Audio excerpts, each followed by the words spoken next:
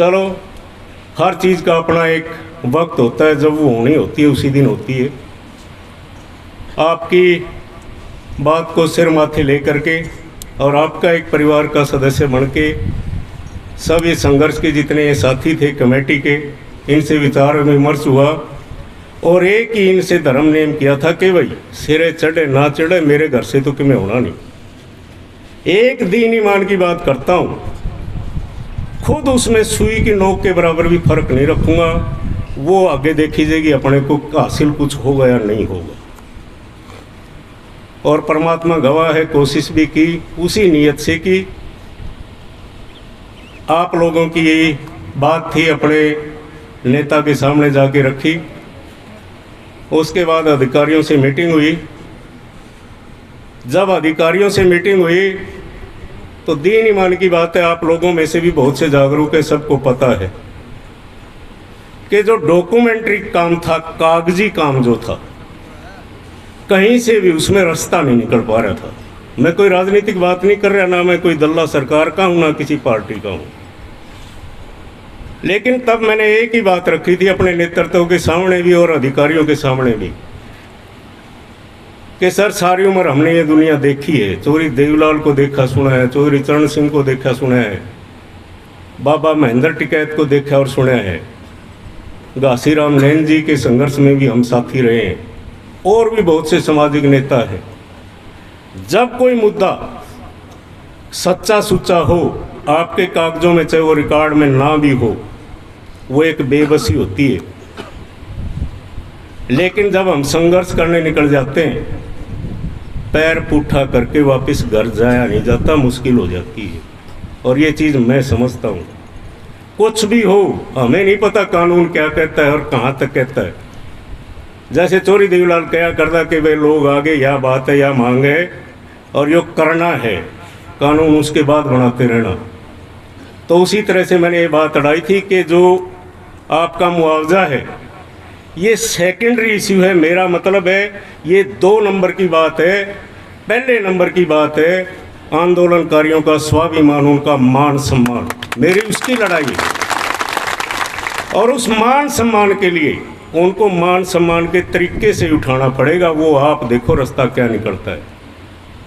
तो बुजुर्गों और साथियों, फिर जो भी मुआवजा शब्द जिसको अपना कहते हैं सहायता, वो किसी क्राइटेरिया में नहीं आ पा रही थी, क्योंकि रिकॉर्ड ऐसा था। वो गलत किया गया, हो गया या नहीं था, मैं उस बात पे तो देखो जाऊंगा नहीं।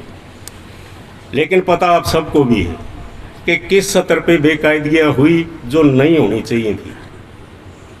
लेकिन अब आगे जिससे हम मांगते हैं वो तो पिछला रिकॉर्ड भी मांगेंगे। अब पिछले रिकॉर्ड के जिम्मेवार कौन होते हैं? वो कर्मचारी अधिकारी होते हैं। वो वक्त जा चुका। अब वो किले या फसल हम मौके पे दिखा नहीं सकते फिजिकली, लेकिन इतने लोगों के जो पीछे छोटे मोटे कोई वीडियोज़ हैं, कोई और बातें हैं, या ट्रैक्टर से बाई थी, वो चीज़ें थी। लेकिन बात इस बात पे अड़गी, वह तरीका क्या हो, उसका नुकसान का हल कैसे निकालें। तो मैंने अपने डिप्टी सीएम साहब के सामने भी एक ही बात कही थी कि चौधरी साहब, चौधरी देवीलाल की विरासत को आगे लेके जाना है तो ज़रूरी है कानून बनते रहेंगे, कुछ भी हो। उन आंदोलनकारियों का मान सम्मान आपने बचाना है। और ये मेरी आपसे पुरजोर गुजारिश कह लो या सिफारिश कह लो या जोड़ी कह के मांग रहा। तब अधिकारियों की मीटिंग हुई, टॉप अधिकारियों की। अधिकारियों ने अपने कानूनी नुक्ते, देखो वो कानून के ज़्यादा पैरोकार भी होते हैं और उसी पे चलने की बात करते हैं। तो वहाँ कहा सुनी भी हुई कि नहीं, कुछ भी करो, कुछ न कुछ हमने उनको मान सम्मान के लिए, बेशक ये राशि आपके लिए कोई ज़्यादा वो ना रखती हो मायने, मेरे लिए आपका मान सम्मान और जो स्वाभिमान था कि हम किसी बात को लेके निकले ताकि आगे आने वाले आंदोलन के लिए भी हमारे अंदर वो ताकत बची रहे, उसकी लड़ाई मैंने ये कोशिश की थी और वो ज़रूरी भी था। तब उन्होंने चौधरी देवीलाल वाली उसी नीति रीति पे चल के आदरणीय दुष्यंत चौटाला जी ने अपनी बात मन में सोच के सीएम साहब से सलाह करके एक चौथा रास्ता निकाला। साथियों, 3 जैसे कैटेगरी है मुआवजे की, उनमें जब कवर नहीं हुआ तो स्पेशल प्रोविज़न, एडोक रिलीफ या एडोक इम्बर्समेंट, उसका रास्ता निकाल के और एक राह दिया कि भाई चलो आंदोलन भी सच्चा सुच्चा है, लेकिन हम रिकॉर्ड की तरफ से बेबस हैं और लोगों को मदद पहुंचनी चाहिए, उनका मान सम्मान रहना चाहिए। तब बुजुर्ग और साथियों, आपको 6,500 रुपये प्रति एकड़ के लिए आदरणीय दुष्यंत चौटाला जी ने सीएम साहब से वो अप्रूव करा के आप लोगों को दिलाने का एक भरोसा दिया। रही दूसरी बात, कुदरती बात है, ताला लगाना पड़ा, किसी को शौक नहीं, हम भी जानते हैं, आप भी सारे ही जानते हैं, जानता प्रशासन भी है। और उसके एवज में कुदरती बात है, जब कानून व्यवस्था है वो सरकार का काम है मेंटेन करना, केस दर्ज भी होना। तो उस केस के लिए भी आदरणीय दुष्यंत चौटाला जी ने यही कहा था, कोई बात नहीं, वो भी मेरा काम है, वो भी आपका हम छुटवा देंगे। और तीसरा भरोसा जो उन्होंने दिया कि भाई जिन कर्मचारी अधिकारियों की तरफ से ये बेकायदगी हुई है उनके भी सबक लगना चाहिए, वरना हजारों लोगों को 50 दिन इस तरह धक्के खाने की ज़रूरत नहीं पड़ती। अगर उसी वक्त सच्चाई कागज़ों पे आती, मदद भी ज़्यादा होती और हमें ये धक्के भी नहीं खाने पड़ते। इसलिए डिप्टी सीएम साहब ने ये भरोसा दिया कि उनके ट्रांसफ़र और उनके खिलाफ जो भी अनुशासनात्मक कार्यवाही, डिपार्टमेंटल इंक्वायरी जो है वो शुरू करवा के उनको सबक दिया जाएगा। तो बुजुर्गों और साथियों, मैं इतनी आपसे गुजारिश करता हूँ। और एक बात और, क्योंकि प्रशासन की मालिक मैडम बैठी हैं और आदरणीय अपने मंत्री अनूप धानक जी भी बैठे हैं, अधिकारियों की मीटिंग में मंत्री जी साथ थे, इन्होंने भी आपकी पूरी वकालत की। तो इसलिए मैं चाहता हूँ कि इस तरह के नुमाइंदे हर क्षेत्र में हों, ताकि जहाँ पे अपनों की बात आए और सच्ची बात आए तो वहाँ चुप ना रह के अपनी एक बात रखें कि नहीं जी, बात मुआवजे का ना होकर के ये सवाल जो है मान सम्मान और स्वाभिमान पे चला गया। तो साथियों, मंत्री जी ने भी उसमें बहुत सहयोग किया। मैडम को यहाँ हम एक गुजारिश करते हैं आपकी तरफ से कि मैडम, एक गोरख धंधा चला हुआ है, हालांकि मुझे कोई आदेश नहीं दिया किसी ने, लेकिन आपके संज्ञान में एक बात मैं लाना चाहूँगा, खासकर किसानों से जुड़ी बात है और आप मालिक हैं ज़िले की।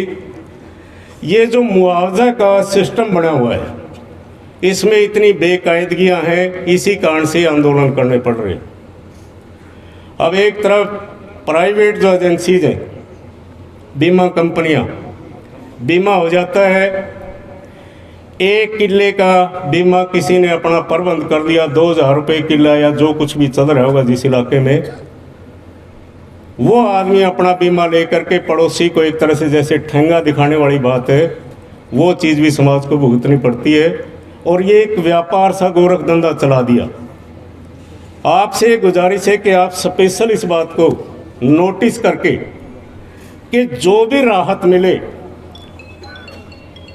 वो जो असली नुकसान होता है उसको मिले, केवल रिश्वत देने वालों को ना मिले। इसी कारण से जितने सच्चे आंदोलनकारी हैं, इनका दिल दुखता है, आत्मा रोती है। ये सबसे बड़ा सवाल है और मैं स्पेशल पुरजोर आपसे गुजारिश इस आंदोलन से हटके कर रहा हूँ।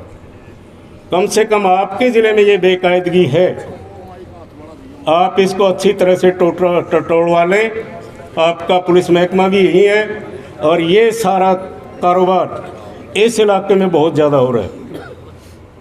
क्योंकि ये बात साथियों के साथ जब हम थे 2-3 दिन पता भी चली। तो बुजुर्गों और साथियों, आपके संघर्ष को फिर सलाम करते हुए आदरणीय मंत्री जी का भी और मैडम प्रियंका जी का, डीसी मैडम का, तमाम अधिकारियों का आज इस आपके साथ संघर्ष को सलाम करने के लिए मेरे साथ पहुंचने पे मैं भी इनका स्वागत और आभार व्यक्त करता हूं। और आपसे भी एक गुजारिश करता हूं, हम आपको भरोसा देने आए हैं, सौदा करने नहीं आए। आप समझते हो मेरी बात को। भरोसा हमेशा फलीभूत होता है, रिजल्ट देता है। सौदे करने वाले मैंने सदा मुँह करते देखे हैं। भरोसा करके चलना, घबराना मत। भरोसा दिया है, टूटने नहीं देंगे। सौदा नहीं करते कि नहीं भाई अड़े धर दे तो न्यू करांगे, न्यू करेगा तो न्यू करांगे, वो तो सौदा है। फिर अपना आपस में आपके अपना आपा रह गया। और सारी उम्र आप जैसे इस संगठन में और इसी तरह पंचायतों के बीच में बुजुर्गों के चरणों में बैठ के उम्र गुजारी है। और आज आपके चाहे तिनके के बराबर भी थोड़ी बहुत कोई मदद कर पाया, उसके लिए अपने आप को भाग्यशाली भी समझता हूँ। और तहे दिल से जिस अनुशासन से, जिस एकता से आप लोगों ने और इन बहनों ने आंदोलन चलाया, उसको सलाम करता हूँ। एक बात और याद आ गई, साथी है मेरा सुरेश, ये सामाजिक बात है, ना मुझे राजनीतिक रूप से देखना, ना किसी पार्टी वाले वर्कर के हिसाब से देखना। घासीराम नैन जी और महेंद्र सिंह टिकैत जी को आप सब ने लगभग सुना देखा भी होगा। मैं अपने इस भाई से दिल से इसकी इज्जत करते हुए, लड़ाका है, कोई ब्योंत नहीं है, सीधी सी बात है या गलत है इसमें कुछ, एक गुजारिश करता हूं कि मैं इसको भी वहां उस सत्र पे देखना चाहता हूं और शायद आप भी देखना चाहते होंगे। लेकिन एक गुजारिश कड़वी है, हो सकता है ये यूं सोचे कि इसमें राजनीति कर गया। राजनीति नहीं, किसी के बारे में भी हम जो और 50-100 लोग भाषण देते हैं या कोई प्रचारी अपन ने बुला रखा होता है, उसके हंसने हंसाने में कुछ भी शब्द आ जाते हैं, वो उस माहौल को बनाने की बात होती है। और कोई भी साथी जिसका घना भाषण से कोई ताल्लुक नहीं होता, जो नेतृत्व का हिस्सा नहीं होता, वो भी कुछ भी बोल के चला जाता है। हमारे इस होने वाले नेता से मैं गुजारिश करूंगा, बुरा ना माने, आपकी भाषा की सभ्यता के लिए बनी रहनी चाहिए, ताकि हम आपको वही मान सम्मान दें जो बाबा महेंद्र टिकैत और घासीराम नैन को मिला। आप सब आए, मेरी बात सुनी, आप सबका बहुत बहुत धन्यवाद।